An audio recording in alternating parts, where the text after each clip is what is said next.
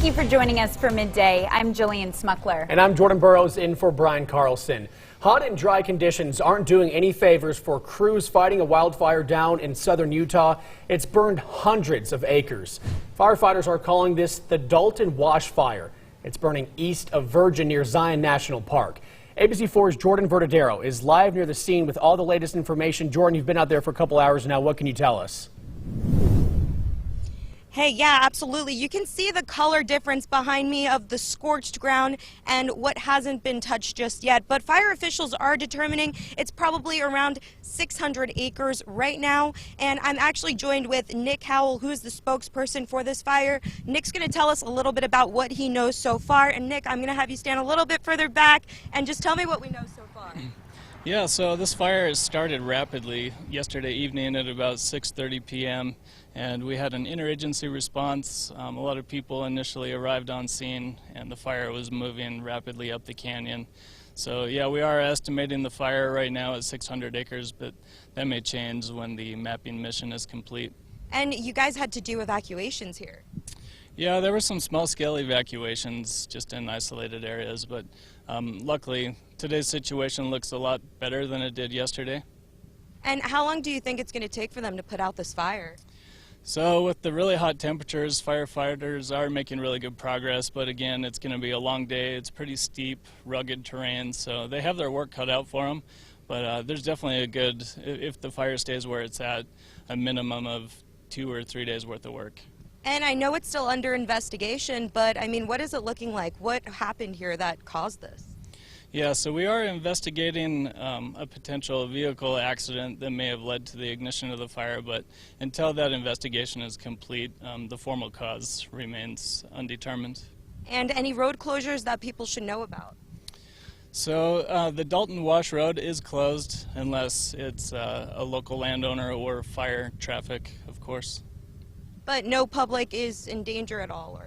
Yeah, right now we're just discouraging the public from coming up into the fire area. Let the firefighters do their job, and you know, the road has its own challenges, so we'd like to mitigate some of those accidents and risks. Awesome. All right. Thank you, Nick. And I know they also have about 100 personnel down on the ground fighting this. Yesterday, they deployed some aircraft. That might happen again today. We're not 100% sure just yet. But that's what we know so far, and we'll provide you with the updates as we gather them. You can head to our website, abc4.com, for the latest information. Reporting live in Virgin, Jordan Verdadero, ABC4 News. Good information. Thank you for the update, Jordan. In Weber County, a massive two-car fire blocked traffic this morning. The crash happened around 8:40 in Far West. Take a look at the scene right there. Now, the Weber Fire District says a small pickup truck and a large commercial truck crashed, sparking a fire. Now, fortunately, fire crews were able to get that fire out fairly quickly.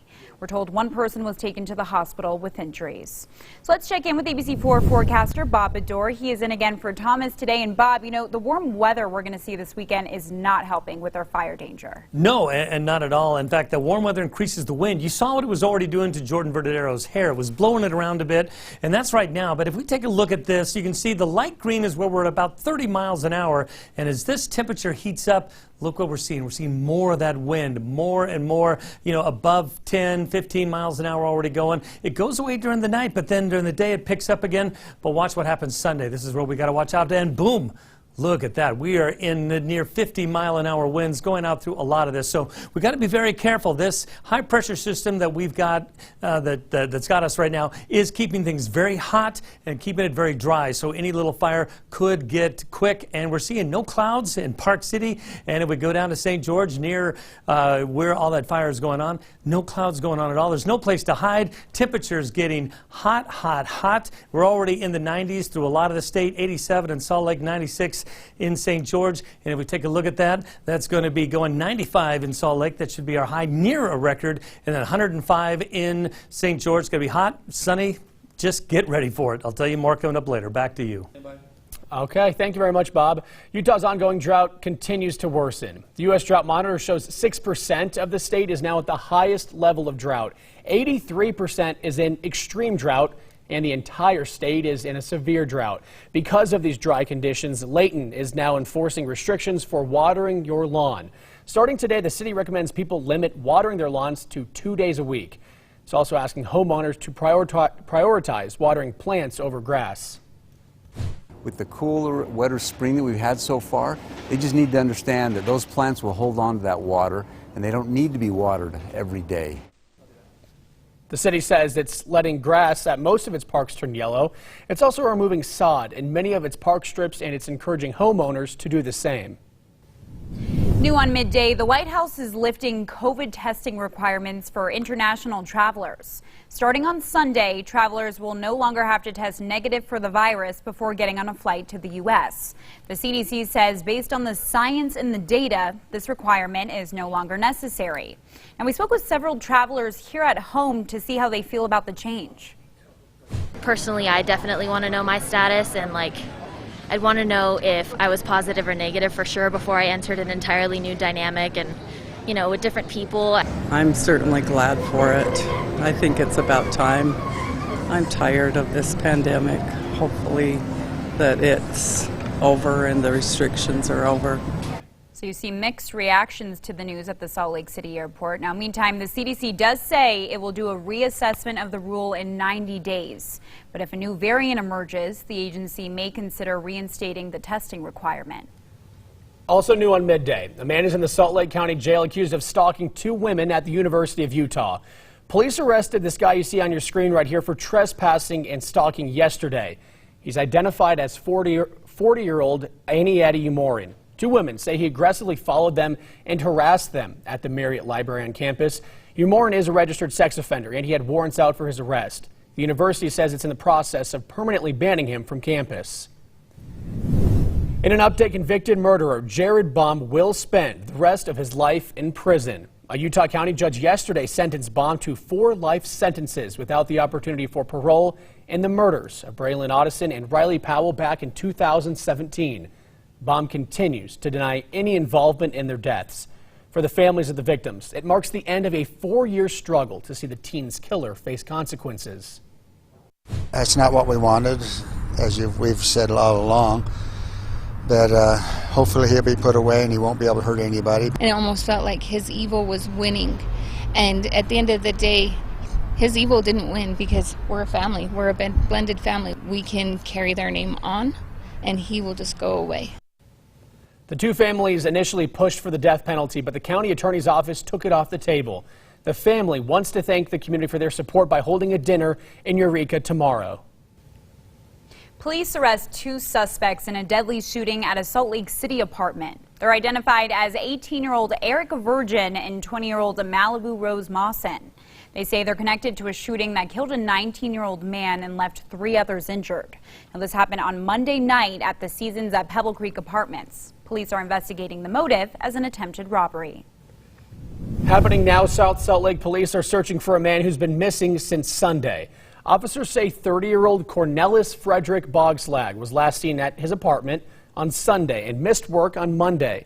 Police say they found his car on Sunday in a remote area of Summit County, missing its license plate. If you do have any information on where Bogslag is, you are asked to contact police. In Tooele County, a Grantsville man is now facing murder charges in the death of his young son. Police say a week ago, Aaron Visor called 911 saying his 1-year-old son was unresponsive.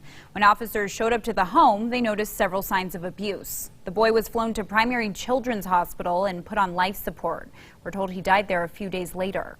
The father, who was originally arrested for child abuse, is now facing felony murder charges. Wildlife officials are warning people about a mountain lion in Pleasant Grove. Pleasant Grove Animal Control says people spotted the big cat near 26th North and 9th West earlier this week. One person living in the area says all of their chickens were killed Wednesday night, but officials are unsure if the cougar was the culprit. The Utah Division of Wildlife Resources is actively trying to trap the animal. As of yesterday, there has not been any activity nor sighting. Meanwhile, 2 red foxes in Utah died after testing positive for avian flu. The Division of Wildlife Resources says it found their bodies at homes in Murray and Taylorsville. It says they didn't find any dead birds near them, but they think they ate or came into contact with infected birds. The news comes just 2 weeks after the agency confirmed the bird flu spread to 6 Utah counties. At this point, 25 wild birds here in Utah have tested positive for the virus. Still ahead on Midday, more reaction to the first hearing from the January 6th committee about the attack on the Capitol. What the filmmaker whose video was key to the hearing is now saying. Then disturbing new details from the Uvalde school shooting. What we're learning as the police chief is speaking out for the first time in a new interview. That's coming up next. And as we head to the break, let's take a live look at downtown Salt Lake City on this Friday afternoon. And we got a beautiful day and weekend ahead of us. Stay with us. We'll be right back.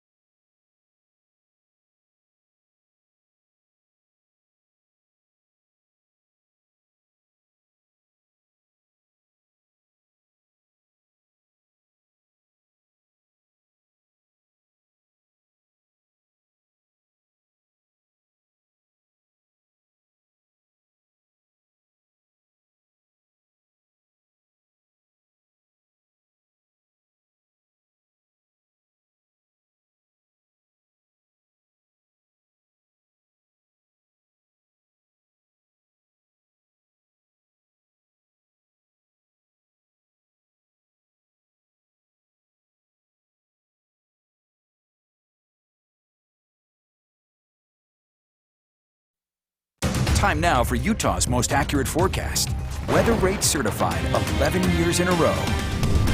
You know, Utah, we were talking earlier in the news about watering and stuff. I just want to show you this quick graphic here, if you haven't seen this yet. How often should you water? Now, those cycles that you see there is per week, not per day. So 2 cycles, most of the state.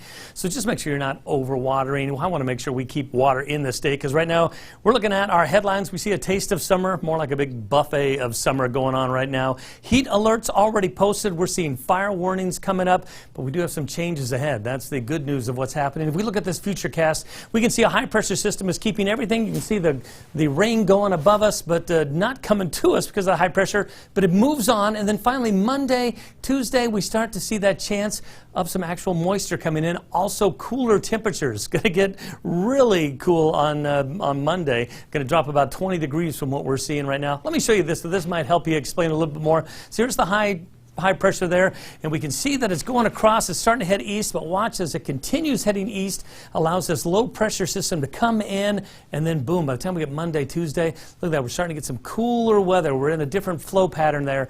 That's going to make things a lot nicer for those of you who are getting tired of triple-digit weather. Although today, no break. We're seeing already temperatures in the 80s and 90s throughout most of our state right now, where it is hot, and we're tracking some threats right now. See, excessive heat warning already in the extreme. Fire danger, that's going to increase as the winds start picking up more. And we're going to see that go into extreme, I'm sure. And those breezes can continue. We're going to see those increasing as well. And with that, those temperatures, we want to keep track of what's going on in our car. Even at 95, like we're going to see in Salt Lake, only 20 minutes in your car, you're talking 124 degrees. Also, it's going to be in the hundreds along most of our national parks. I know you want to get out there and enjoy that. So please just be careful. Take care of yourself. Check on all the things you need to do to keep yourself healthy. And if we look at our temperatures, we're going to see 90s and hundreds across our state. In fact, let's look real quick at St. George as we go across. Looking at 100-degree weathers for the next few days. And then that Monday, Tuesday, where that low pressure comes in, drops us down a little bit, where we're now in the 90s for the first time in a little while. That'll increase. But look at this Wasatch Front. Look what happens Sunday to Monday. 24 degrees change here. We've got a chance of some rain coming in slightly Sunday night, and then more of a chance on Monday where things are going to get there. But then you see the temperature start raising back up. So enjoy this good weekend, and we'll see what we've got for you. We got apps for you, too. If you want to keep the app with you, you can get it on the phone. You can download it at the App Store or on Google Play. That way you can check all these weird changes we've got going on. Back to you guys.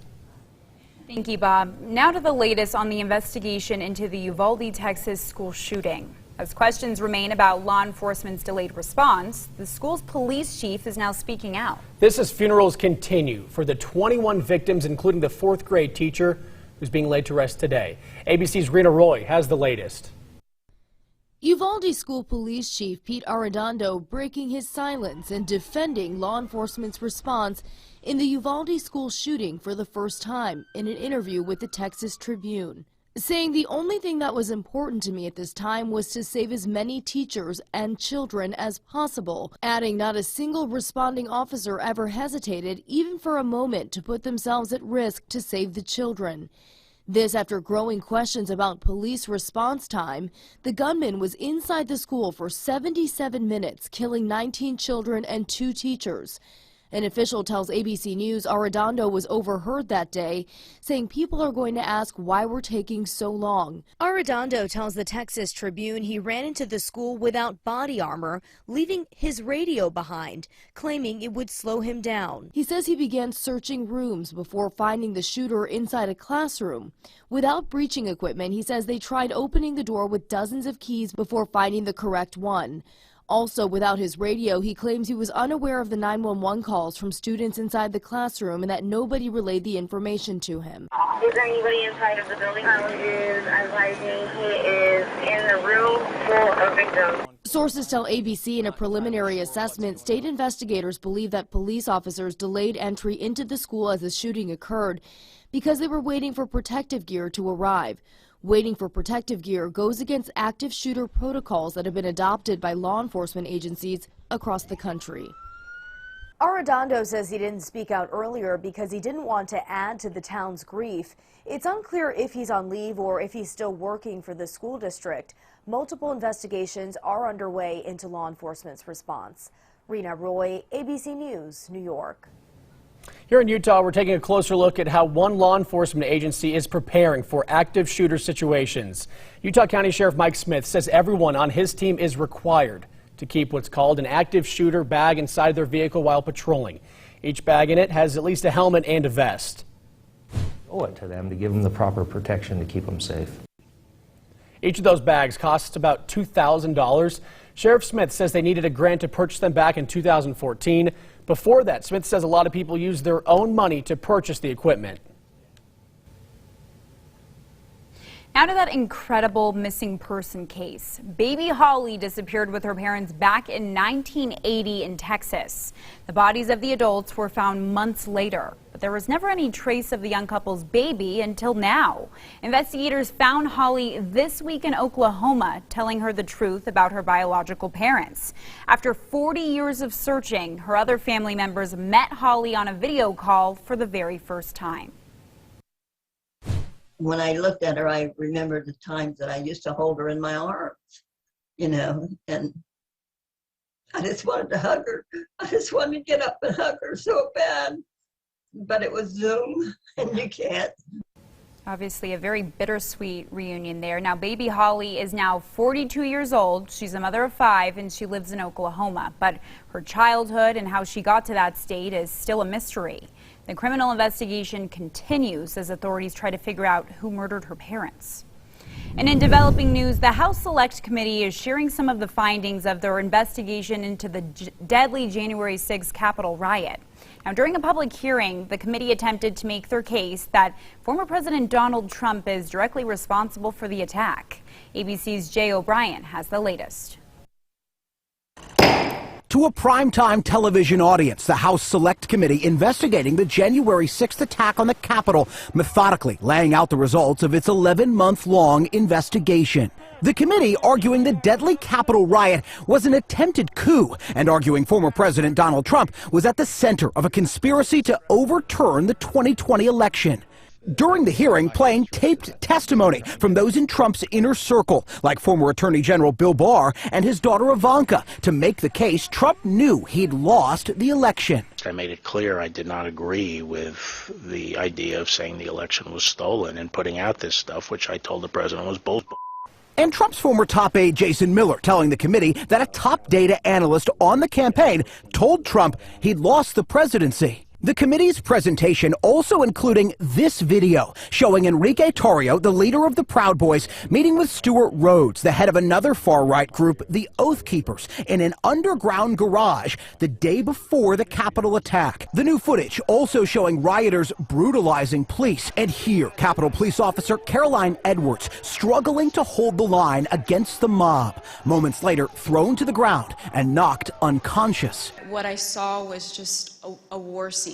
Republican Congresswoman Liz Cheney, the committee's vice chair, not mincing words about Trump's alleged culpability in the riot or that of her Republican colleagues who continue to support him.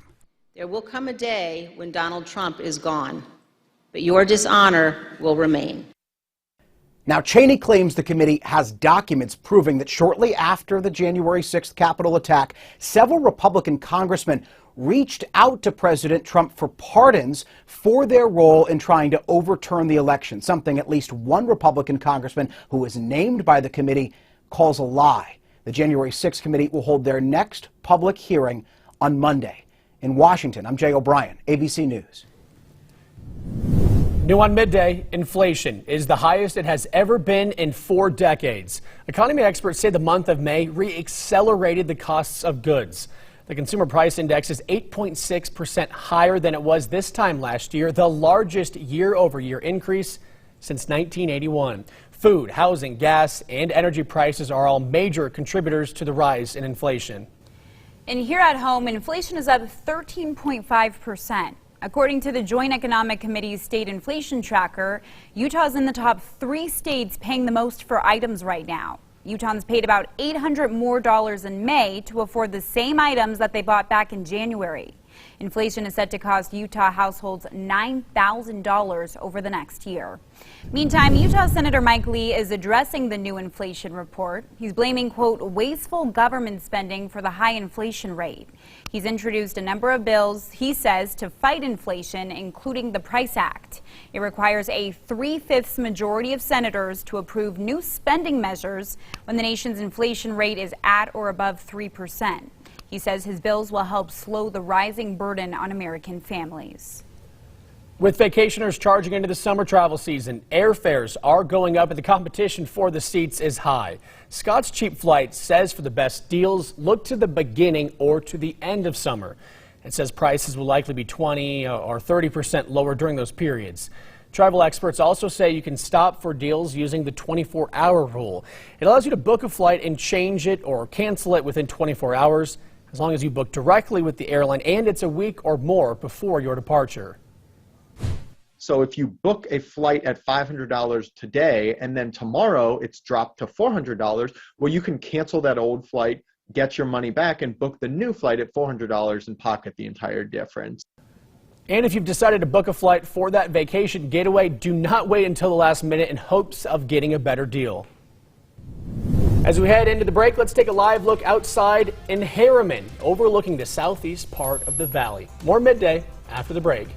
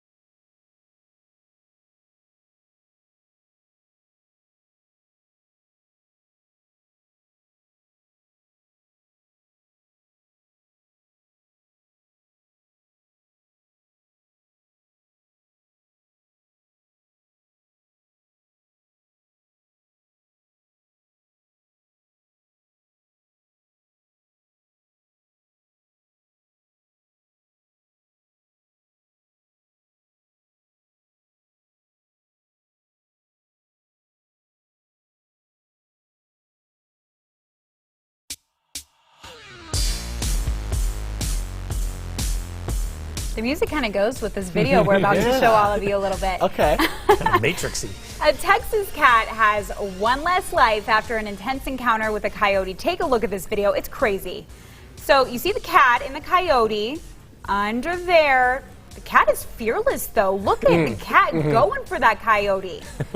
Until we got to wait for the moment. We've seen this a little bit. I know. We've watched this several times. It freaks us out every time. Oh, okay. Oh, boy. The coyote's like, nope, no, you didn't. And this is the PG version. There we go. I know. Yeah. Well, spoiler alert, everything ended up okay. They're all right. But that cat, fearless. Good for you, protecting that house. I guess the best advice is be that cat today on your Friday and into the weekend, right? I guess so. Thanks for joining us on Midday. We'll see you right back here on Monday.